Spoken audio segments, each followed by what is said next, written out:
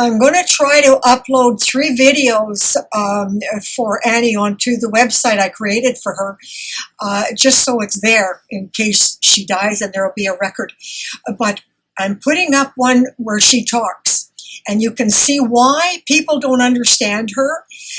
Not her fault. She's got no teeth, and she has a great deal of difficulty talking straight into the video.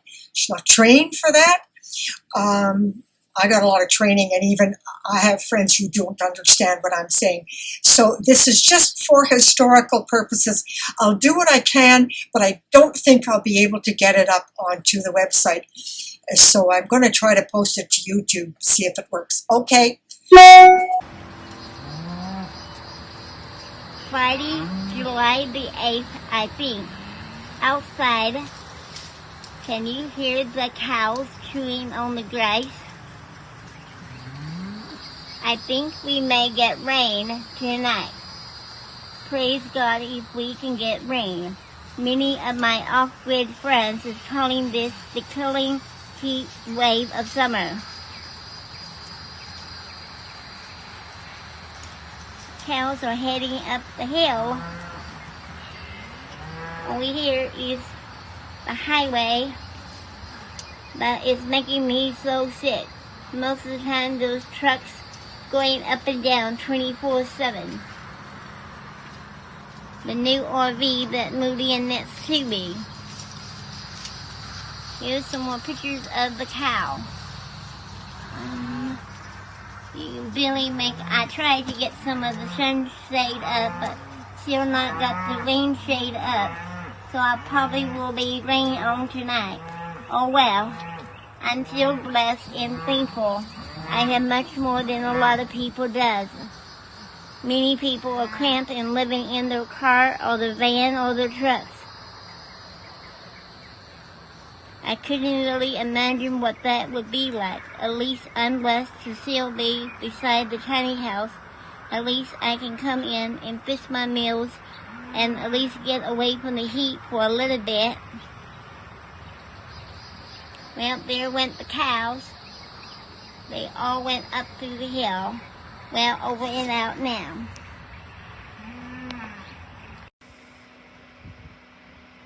Welcome to another chapter of my life.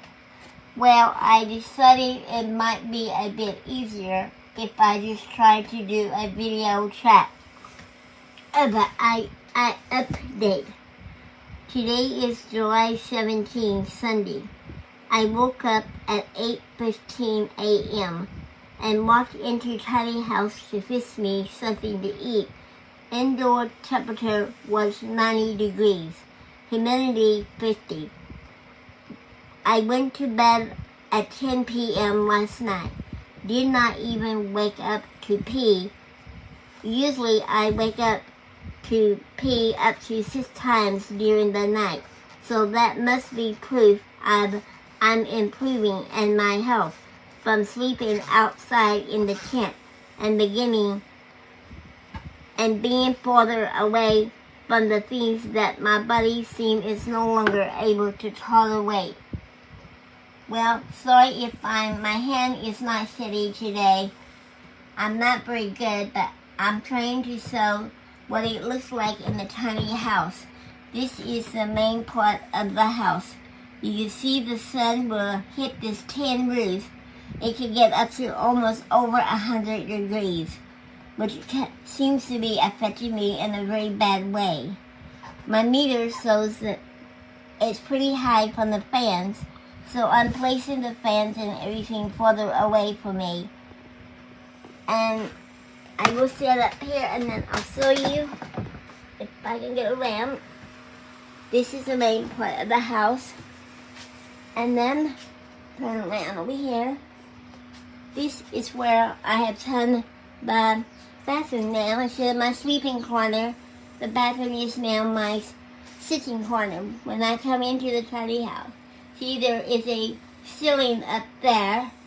My friend found these tents, wall panels, whatever they're called. I'll turn the light so you can see it. Behind the panels, this is a great tip for anybody that's being affected by electric and wiring. You can get like this silver bubble wrap kind of like installation from Walmart, or Amazon sells them at a pretty good price. They come in long strips and you can cut them. But my friend found these little wall panels. Try to back up a little bit where you see the wall panels. And these wall panels are really great to like place things behind it. And this is where Tigger and me will come into the bathroom during the daytime to sit here, because then I just usually turn out lights.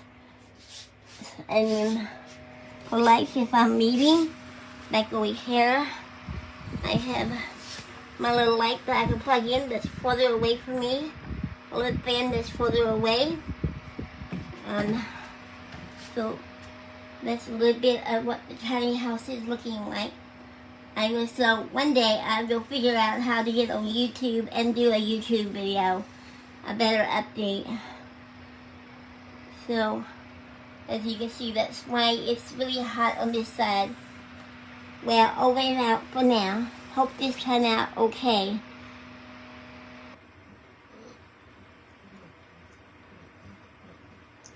Tigger Chaos is fastly asleep. Can you hear him groaning and purring? I remember years ago I had a bunny rabbit, and in the summer months a friend told me to give him a cold frozen bottle of water to lamb. Well, I remember that, and Tigger seems to have accepted the cold ice water bottle that's frozen. He's waiting here purring. I will be quiet for a bit to see if you can hear him purring.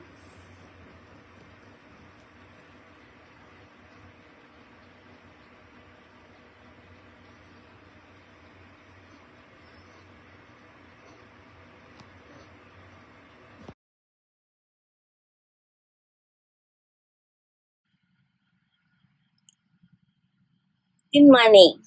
This is Miss Annie, and I'm sharing.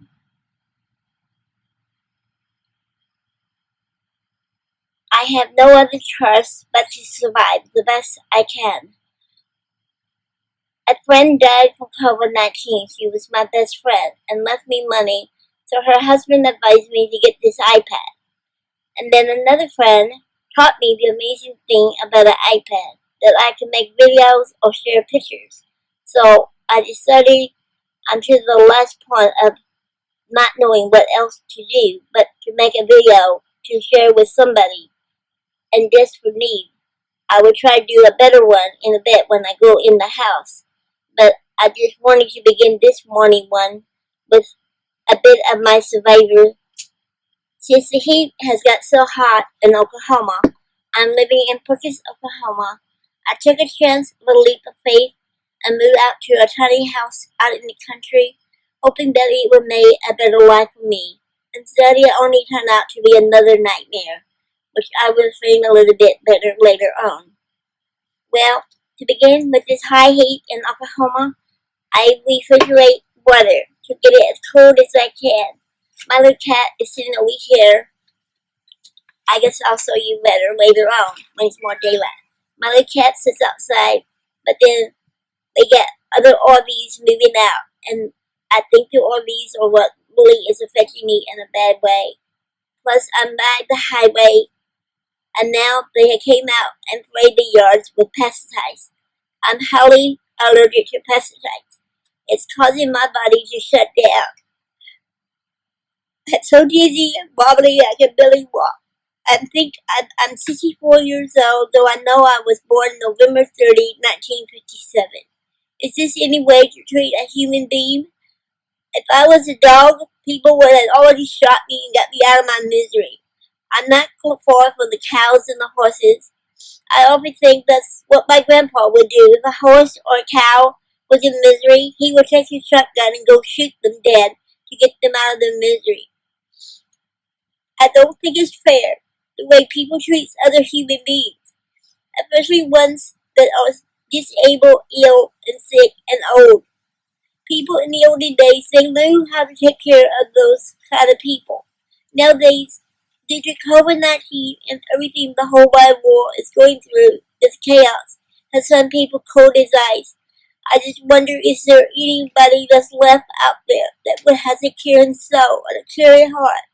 I know once it was possible, because I remember, but I will get in better details about that also, because I'm just trying to make a quick one on this. So what I do with my water, I take my wash rag, and I wash myself and take a cold shower on the porch, because I know the cold water has healing benefits in it. I also water down my poor little kitty cat. When the sun begins to come up, then I must go inside. Due to it's a tiny house, I can't keep him from knocking things around, so me and him is mostly shut in the tiny little bathroom all day long, just sleeping the day away.